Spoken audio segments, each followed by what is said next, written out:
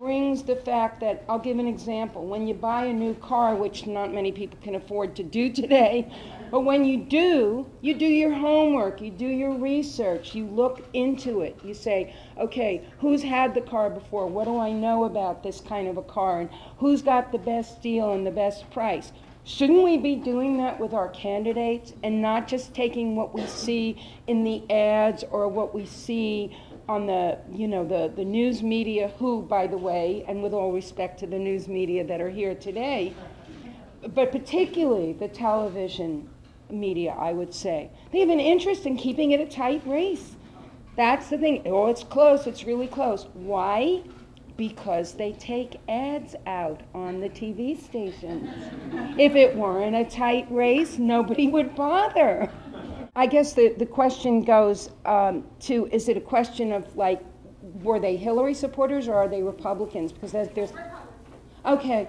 I mean, I think the thing is to give them the respect. Remember that they came into the party at a time when Dick Lugar was their candidate, and so give them the respect. And I'm not, I think Barack Obama, by the way, has worked with Dick Lugar recently on some things. So I think you need to give them the respect and say, I understand and respect that you identify as a Republican, and just let's keep talking, just let's keep talking. And if they're unreasonable, some people seem unreasonable or are unreasonable, there won't be anything you can do, but always be respectful.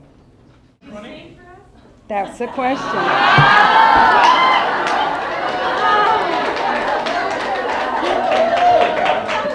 Somebody also said, are you running? I have a very simple question for that. No. I like my job. You just call out my name, and you know wherever I am, I'll come running to see you again. Winter, spring, summer, or fall, all you got to do is call, and I'll be there, yes I will.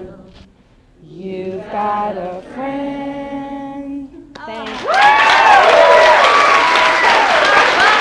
This crowd was bigger, but I think that, there's a level of enthusiasm and a level of hope that Democrats in this state can make a difference, and that Hoosiers who identify as Republicans are not happy. And there's a lot of that going around, of every single plan that everybody has. But I come from a family of teachers, and I come from a family that considers education one of the most important things you can have. I love to learn. I've taught my children how to learn. And No Child Left Behind has left so many children behind. And one of the things that they've taken away with No Child Left Behind, which is something that John McCain supported, is the love of learning. Kids are learning for the test. Teachers are teaching for the test. Where in that is the love of learning that I had as a child, was taught in the schools I went to, public schools. John McCain is for charter schools. He wants the private sector to be involved with education. I think we have a responsibility to make sure that our public schools are the very, very best that they can be. And I think you can't only measure it by testing. You have to measure it by how much the kids love to learn and how much they do with what they learn.